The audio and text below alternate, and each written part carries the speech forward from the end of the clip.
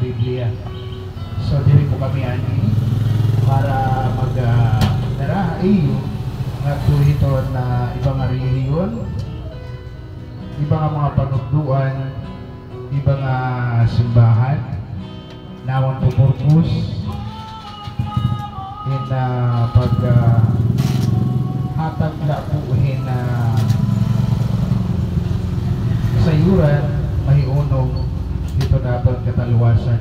Dahil ang panahon para kita damo ng mga relihiyon dito naglilibot, nagsasangyaw pagpulong ang Diyos, pero danay ito na Biblia ginagamit ito, iba natin yung mga kabugtuan diri para sangyaw pulong ang Diyos, kundi gamiton ini pagwarta.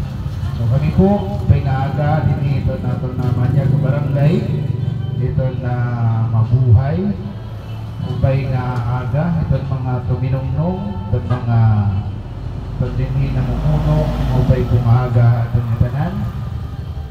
So yan na po, magpapakbigla po kami na maupay nga sumat na nagtitikan hanan baraan na kasuratan. So waray po namon, babalik po namon, waray ko po darang itong relihiyon para ipakilala iyo, kundi ipapakilala ko iyo ang tinuod na magtaraluwas. Papakilala ko lang po kung hino in Jesus Christ. Kaya mula po ini natin sa Nisari na tinuod na paglaong ito natin kinabuhi. So nasa rin po Hebrews chapter 9 verse 27, itinakda sa mga tao na minsan lang mamatay at pagkatapos ay maghuhukom. So may ito na kamatuuran itong tao na siya pa kung may natin kabata binsirang kita niya kalibutan, maabot man liwat itong panahon na kita liwatin mabaya. Diri nato ini kaya pugnan ang kamatayon itong tao na abot yung mga panahon nga diri nato ginlalauman. Damo kalain po ito na mamaagi kasi ang kamatayon may kahog. May dapo sinisaring ini na diri nato nanay may intindihan kasi kung makikita nato bisa ng mga social media yan na pagkaderdelain, ipaagi po ito na inana po ito natin kalibutan. May namamatay na trahedya, may namamatay in disgrasya, may namamatay din sa itong pamilya. So amang po ito na ito na aton kamaturan na diri naton malilikayan. Pero diri kami ani para manhadlok ito na pagkat kamatayon diri ko yung makahadlok. Kundi ang kamatayon ini maghahatag-haton, kundi amin yung sinisiring ang kamatayon itong tao, amin itong dalan na aton ikaduha ang kinabuhi. Amo po ini itong kamatuuran. Ini nga aton kinabuhi, dalan ini nga aton kamatayon, nga na naton kamatayon naman, dalan ini nga tuhito naton ikaduha ang kinabuhi. Yan na kung na aton kamatayon, and waray naton Diyos sa aton mga kasing-kasing, padahin kita nga kabubuhi itong sala, amo ini itong pinakadamang ng problema na makuri masulba na atong kinabuhi. Kaya nagiginahanglan kita magtaraluwas ang katalwas sa naton kalag diri po kunada na human na haton aton kamatayon diri po ito na tama kasi yan ang pala pwede naton prepararin naton kalag para mahingan po ini ginhadian ito na aton amay halangit. So yan na pala nga buhi pakita nasa ringin Pablo nga work out your own salvation. Trabaho naton ito naton kataluwasan. Hanin kami para mag-istorya hiunong itong tunay kung tinuod nga magtaraluwas. Uusala po itong aton magtaraluwas. Nasa rin po itong Biblia ngaran ni Jesus ng kahulugan in manunubos or magtaraluwas. Yan ako ni Jesus, ito na adat mo kasing-kasing, hiya ito naghahadi, sigurado ako may daka kataluwasan. Pero kung diri Kristo, ito na adat yung kinabuhi, diri Kristo naghahadi, hiya mo kasing-kasing, diri yun ang makakasiring na may daka mo kataluwasan.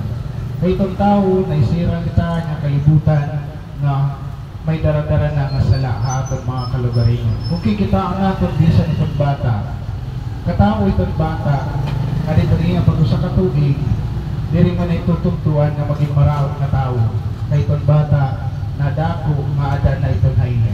Kaya itong na mga nagaganap, itong nanay, itong tatay, itutugtuan itong bata para iya maging matadong. Kay natiri kita, ay itong natin magiging mga anak, maging problema ng pamilya, at maging problema gihapon at atong susyudad.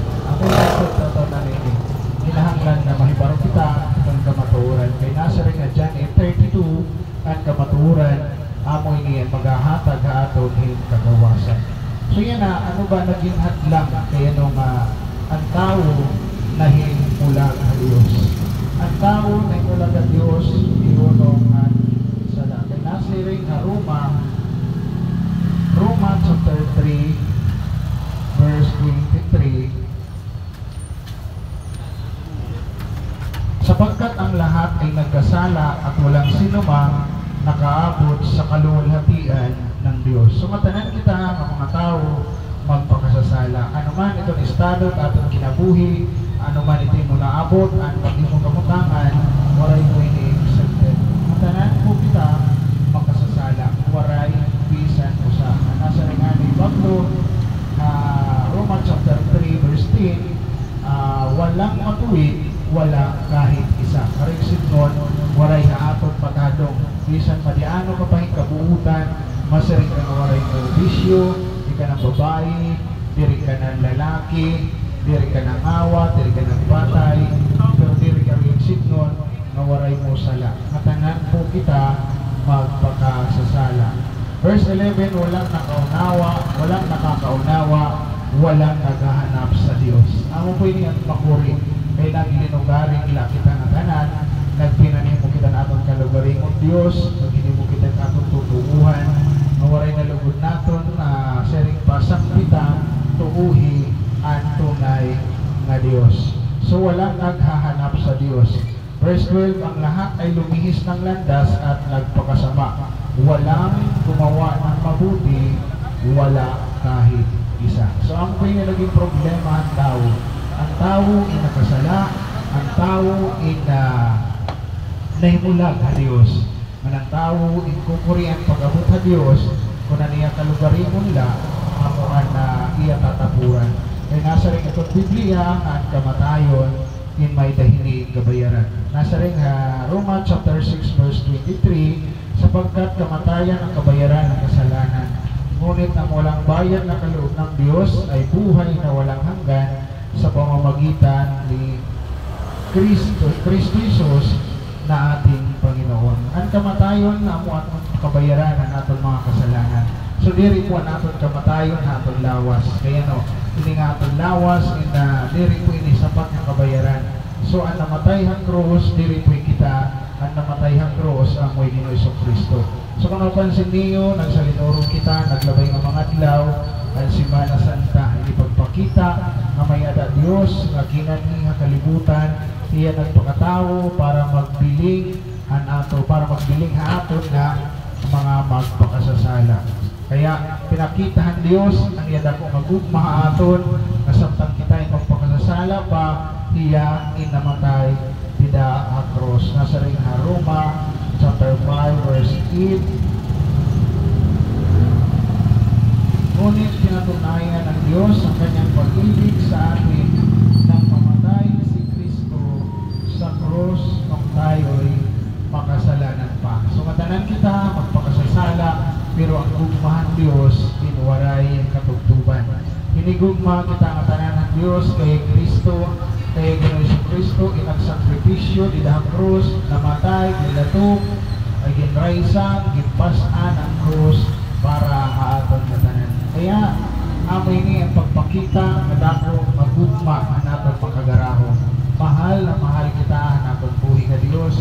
Karuyag niya may kita mismo ay makaubod niya at ito niya ginhadian. Mga kabugtuan sa rin ko ani diri po relihiyon, ito na among darangan ni kundiri pagpasangyaw lapuhan maupay na sumat. May nasa rin nga Biblia,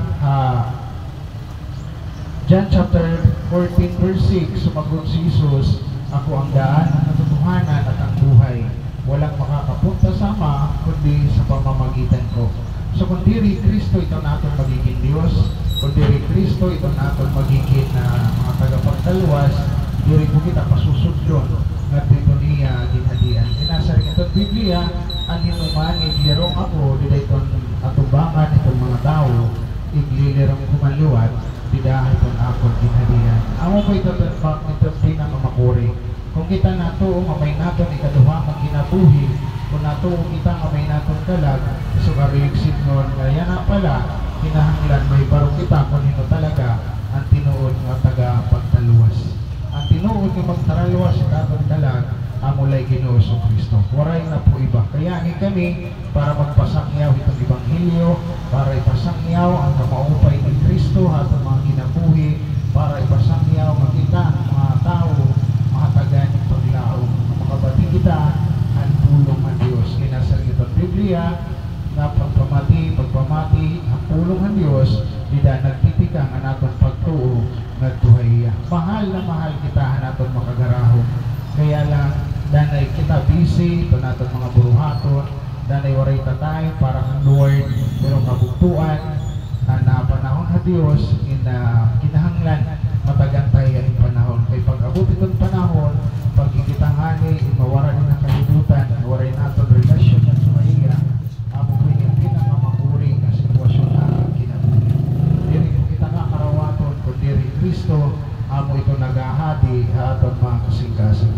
So, ang ini itamong tuyo nga pagpasangyaw ang pulong nga naton makagarahon. Mahal kita ang Dios, ang importante pagpaubos kita nga tuhaiya, sumurinder kita nga tuhaiya, karawaton naton nga kita makasasala, nga karawaton naton nga kinahanglanon naton ni natong Dios. Diri po mahalaga kung ano mo itsura, ano mo nakaraan, ano mo kabutangan, ang importante magdesisyon ka ay mo kinabuhi, ang karawaton ni Kristo ay mo kasing-kasing. Ang mo ahiya ay mo Diyos o magtaraluwas. Kay gusto niya kapatunayan ay mo kinabuhi, na buhi niya nga Diyos. Diri po niya patay. Maram kita may katulog-adlaw, ang nato Ginoo Kristo, inabanhaw, tigang mga binatay. Diyoray po niya magpabilin, halukmanan, niya po inabanhaw, pinmakita at niya mga apostoles, pinmakita at Tuhan na iya mga kabuktuan, na Tuhan katauhan, na natuuha iya, na bisa na niya pagbalik at tuhalangin, pinakita niya at Tuhan mga tao. So amo pa ini kagamhanan ni atong Dios. Ang Dios yung termi naguhulat at atong pagbalik at tuhaya. Ang Diyos po impadayon na naguhulat na magdesisyon kita, na magkamayada kita in relasyon at tuhaya. At hinabuk po dito Garden of Eden, at pakasalahan tao, diri po relihiyon, at ruba kundi ang relasyon at tao ng Diyos. Kaya di na maging supak ni Adan kay Eva, ang suguhan Diyos, di na man nagtikang ang sala, nga namo gihapon ini, ang aton namana, tikan haira. Kaya kita ang mga tao, tinawag kita magpakasasala. We are sinners sa tubangan, ito natin makagarahon. Pero kung karawaton natin ni Kristo, sumurinder kita ng tuhaiya, ihalad natin pagkalugaringon, di kita mag-alang, di kita mahadlok, kay diri po itatong Diyos makahadlok. Mas makaradlok itatong kinabuhi, kung waray natong Diyos naging sa iserbihan. Mas makaradlok po itatong kalugaringon na pag-abot itong panahon, waray natong sering mamagtaraluwas na nag-ahadi ito natong kasing-kasing. Kaya nasa rin ni Apostle John, 1 John chapter 5 verse 12, kung ang anak ng Diyos ay nasa siyang tao, mayroon siyang buhay na walang hanggan. Ngunit kung wala sa kanya ang anak ng Diyos ay wala siyang buhay na walang hanggan. Among piniton kamatuuran, pag Kristo inwaray didaha atong kasing-kasing, waray atong nauna, waray ta kinabuhi na waray katapusan. Ang kinabuhi na waray katapusan, diri po ini natin makukuha after po ito natin kamatayon. Makukuha lang po natin ang kinabuhi na waray katapusan, dinhi pala ang kalibutan. Kaya kinahanglan yung magdesisyon na kita, nga bumalik kita ngadto kan Lord, mangaraw kitang pasaylo, karawaton naton hiyang aton Dios ug magtaralwa sa aton mga kinabuhi. Mga kabungtuhan, di pa po orhi ito nga tanan. Ang Dios nagahatag hinchan sa aton mga kinabuhi. Padayon na kita magpaubos na tuhaya, padayon na naton saring pa kumaraon na tuhaya. Kaya ang Dios namamati, nagbabaton na naton mga pag-ampo na tuhaya. Diri pa orhi ito nga tanan. Ayaw hudata na pag-abot itong panahon orhi na iti mo pagbasol. Itong tigam ni waray po pagbasol nga pirmi na hiuuna. Nga tanan nga mga pagbasol impirmi na uurhi. Kaya ani kami pagpaambit ang pulungan Dios, paghatagayuhin na paliwanag ng mga pulungan Dios nga diri po kami ani para magtugdo kung saan kung magsisimba. Kaya may mga kabungtuan naton nga karuyag nira nga dala kita itong Sabado magsisimba. Kasangkayan ang mga apostoles oray lang po magsimba hinadlaw nga Sabado.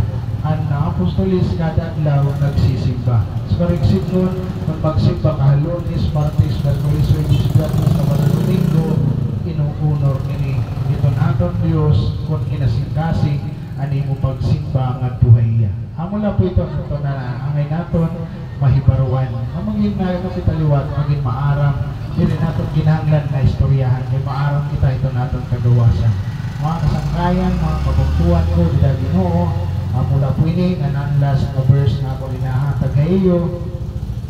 Sinulat ko ni San Juan, 1 John chapter 5, verse 13. Sinusulat ko ito sa inyo upang malaman ninyo na kayong sumasampalataya sa anak ng Diyos ay may buhay na walang hanggan. Ang wala po natin na buhaton, sumampalataya lang tayo sa ating Panginoong Hesus at magkakaroon tayo ng buhay na walang hanggan. Gusto ng Panginoon na siya pumasok sa iyong puso, pumasok sa iyong buhay.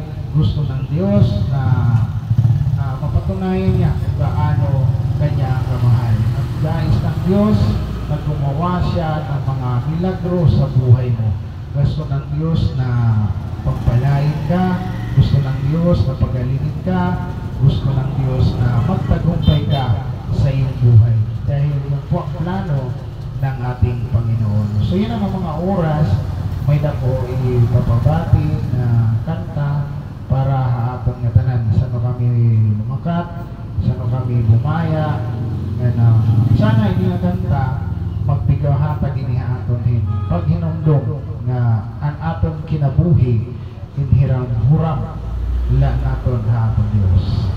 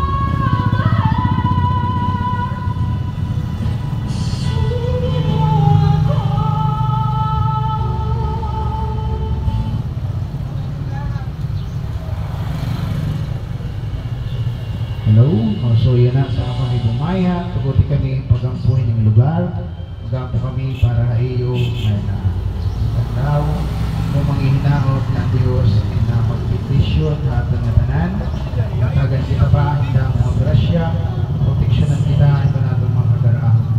Amay nga Diyos, kami nadao, piling nga oras ng aral ni Jesus, kami nagpapasalamat, iyong pagkamaupay ang mga kinabuhi, may paday na mo nagampo, bindisyon ni Ginoo ng lugar, nga dapit, nga negosyo, maanhi, Lord God, bisan itong panimalay, Diyos, kada panimalay, nga lugar, protektan rin Ginoo, hira, magpapilin, ang kamurayaw, kaminaw, ang gugma, Diyos, matagmusa, proteksyon ni Ginoo, matagmusa, bisan ang ay hira, kumato Ginoo. Damo salamat, kay gabhanan ka ng Diyos, nga tatapuran, parang kami, ay gugmaon mo, ito matag-usa, salamat Lord, itong pagtalwas mo, matag-usa, ano man yung mga balatian, ay mga lawas, Lord, ako nag-aapo, itong katambalan, magirero Diyos, sa niraging kikinanglan, ibalik mo may, karang Isus, ang puso, ang kamurayaw, maupay ng mga relasyon, Ginoo salamat, bisan among dapit, protektari Ginoo, kung tiarabong eleksyon, protektari matag-usa,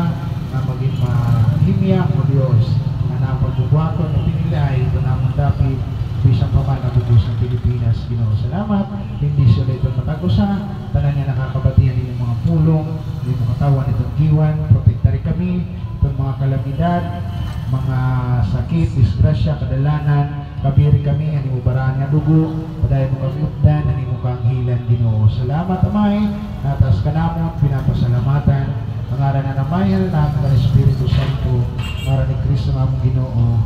Amen.